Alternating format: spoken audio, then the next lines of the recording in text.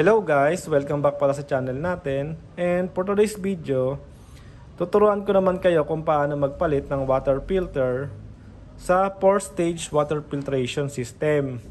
Ito pala yung ginagamit natin sa ating bahay. Gumagamit tayo ng 4-stage water filtration system para luminis naman yung ating tubig na ginagamit. Ngayon, medyo may katagalan na ginagamit natin to. Kaya kailangan na natin palitan yung water filter niya. Ngayon, ano ba yung mga kailangan natin gamit para mapalitan yung water filter niya? Unang-una, kailangan natin ng filter. Ito guys. Binili ko to sa Lazada. Nasa 850 pesos. Naka-sale siya. 4 yung binili ko. Meron tayong ito 10 micron, 1 micron, 5 micron, and yung ating carbon black. Itong carbon black gawa sa coconut shell activated carbon. Yan, carbon black. Nakalagay dito chlorine, taste, odor, sediment, and color. Yan yung binablock niya. Yan. Ito pala yung pang-apat. Dito natin siya ilalagay. Pang-apat, then dito sa pangatlo, dito sa pang-una, yung 10 micron yung ilalagay natin. Dito sa pangalawa, yung 5 micron. Then, sa pangatlo, yung 1 micron. And dito sa panguli, yung ating carbon black. Ito. Ganito pala yung pagkakasunod niya, guys. Medyo malaki kasi yung filter kaya hindi ko siya mahawakan masyado. Yan. Yung tatlo lang muna. Ayan. Ganyan yung magiging pagkasunod natin, guys. 10 micron, 5 micron, 1 micron, tsaka yung carbon black pang-apat. Yung 10 micron pala, mas malalaki yung nasasala niya. Sa 5 micron naman, medyo mas maliliit naman sa 10 micron kasi mas maliliit yung kanyang butas. Dito naman sa 1 micron, ito na yung mga mas maliliit pa na nasasala. Yun lang yung pagkakasunod, guys. Pag 10 micron, mas malaki yung nasasala niya mga sediments. Kapag 5 micron, medyo mas maliit. Then yung 1 micron, yung maliit na. Yun yung pagkasunod natin, guys.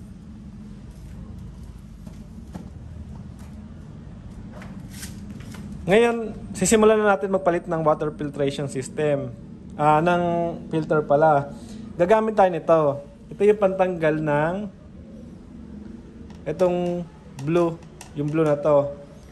And kailangan pala bago kayo magpalit, patayin nyo muna yung gate valve para hindi tumapon yung tubig.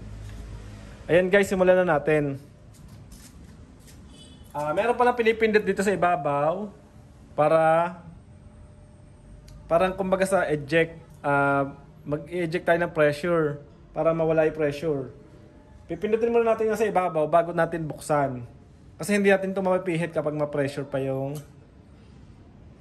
nasa loob. Ayan, pinindot ko na guys. May lumabas na mga tubig. Ito rin. Kailangan natin pindutin to guys para mabawasan yung pressure sa loob. Kulay pula siya. Makikita nyo siya pagka meron na kayong ganito. Itong complete set pa lang to guys. Kung titingnan nyo sa Lazada, nasa 4,000 yung set nito. Pero maghanap na lang kayo ng medyo mas mura-mura sa iba. Ayan. Yung ating filter naman na binili nasa 850. Mas mura na yung filter. Yung iba guys, every 6 months bago magpalit nito. Ayan guys, ganito lang. Bubuksan ko na. Ayan, medyo masikip. Ayan. Ganun lang, tapos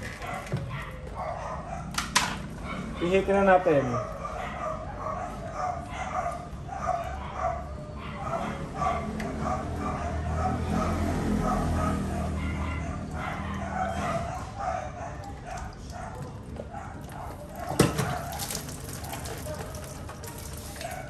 Ayan, natanggalan natin yung una. Dito natin ilalagay yung ating 10 micron.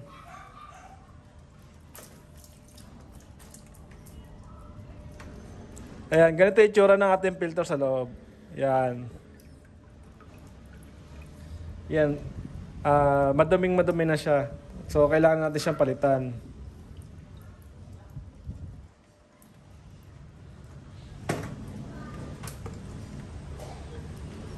Dito naman tayo sa pangalawa. Kailangan ko pa kasing linisin yung ating tube. Kaya hindi natin agad ibabalik.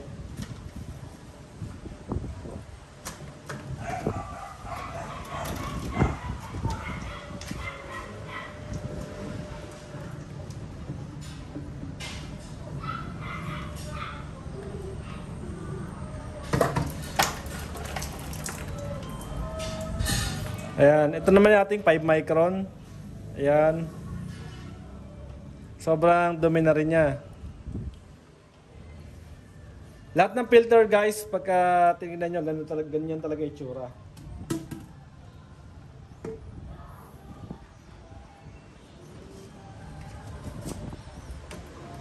Ito na ating pangatlo. Ito na yung ating 1 micron.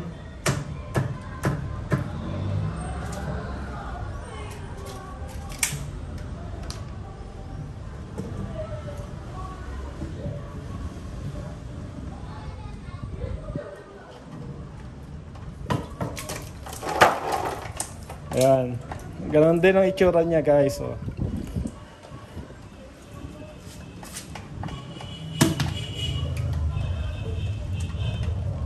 Kapag meron na kayong ganito guys, yung mga may bagong tayong bahay, ang karaniwan every 6 months pinapalitan to. Yung iba, pagka medyo may budget, 3 months. Basta huwag nyo nga papabuti ng 1 taon. Kasi dudumi na siya masyado. Dito naman yung ating carbon black, guys.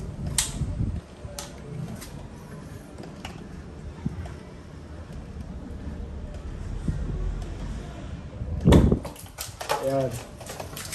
Ito yung dati nating carbon black.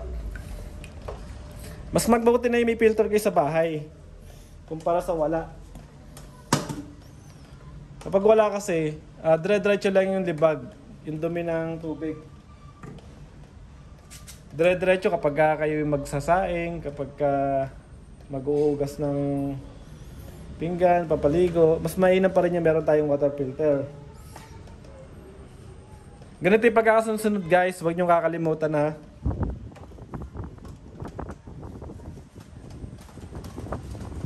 Ito. Yung una natin kakabit, yung 10 micron dito. Then, next yung 5 micron sa pangalawa.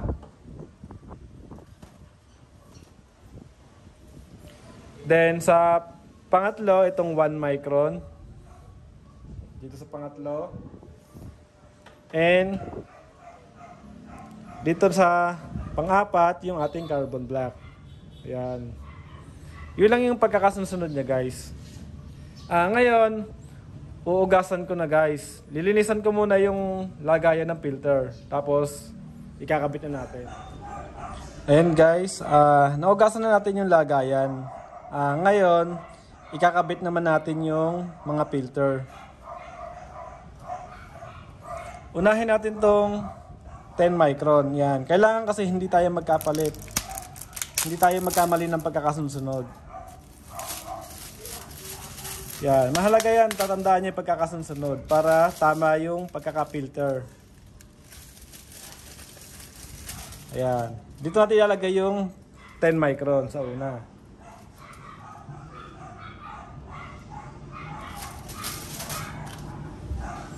Then sa pangalawa, yung ating 5 micron.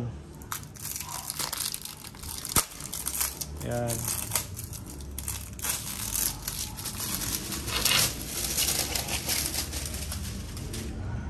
Yung ating 5 micron.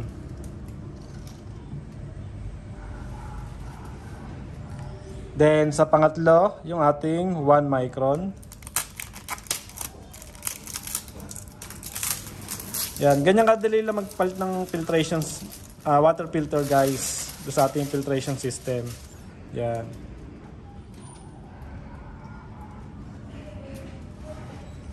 Then ito panghuli, yung ating carbon black. Ito pala guys, mukhang bawal mabaksak. Dahil nung binuksan ko yung packaging, meron pa siyang bubble wrap kumpara dun sa tatlo. Nakabukod pa siya ng balot. Hindi ko alam kung bakit nakabukod siya ng balot. Tapos meron siyang bukod na bubble wrap.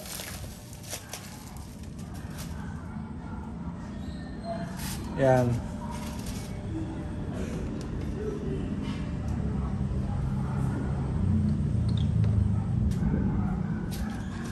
Ganyan yung pagkakasunod natin guys. Ngayon ipapakita ko naman sa inyo kung paano ikabit.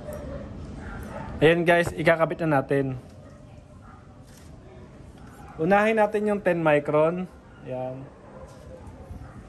Ganito lang guys, kailangan ma-shoot natin siya sa butas.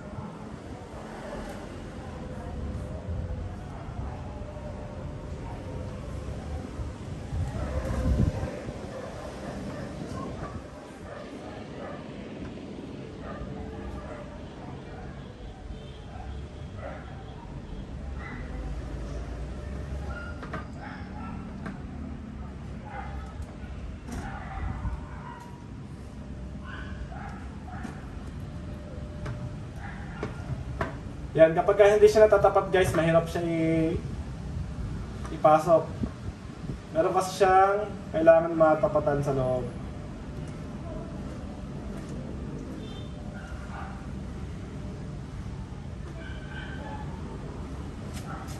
Ayan, tapos hihigpitan na natin.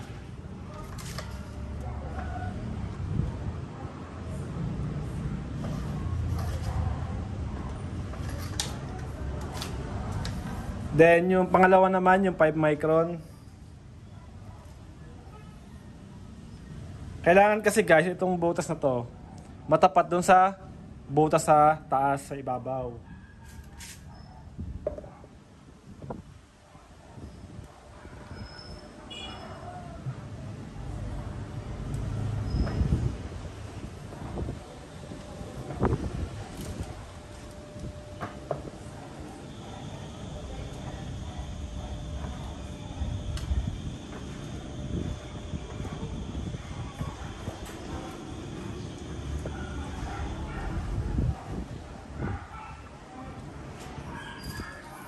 Kapag hindi natapat guys yung butas na yon, parang hindi magiging okay yung filtration system natin.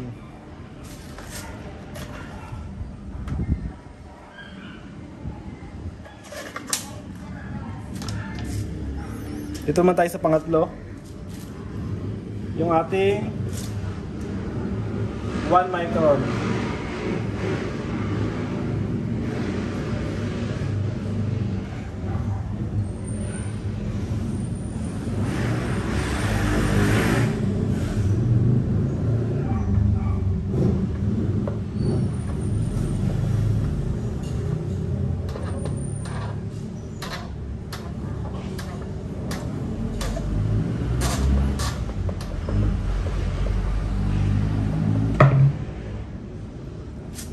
Ayun guys, hindi siya natapat kaya mahirap siyang ipihit. Ngayon pag naramdaman nyo mahirap ipihitin, baka hindi siya natapat. Ngayon uulitin natin. Kapag kasi nagkamali kayo, ganito guys mangyayari. Yan. Yung tubig, dyan pupunta.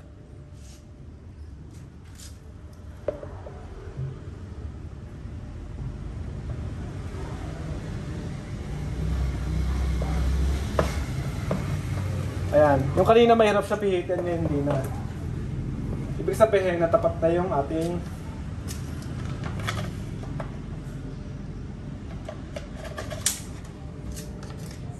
filter. Ayan. Then, doon na tayo sa panghuli. Dito. Yung ating carbon black.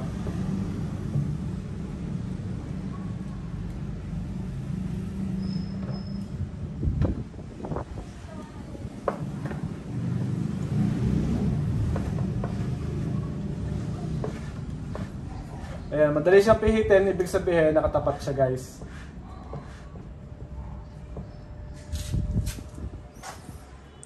Ayan. Ngayon pwede natin testingin guys. Ihigpitan lang muna natin.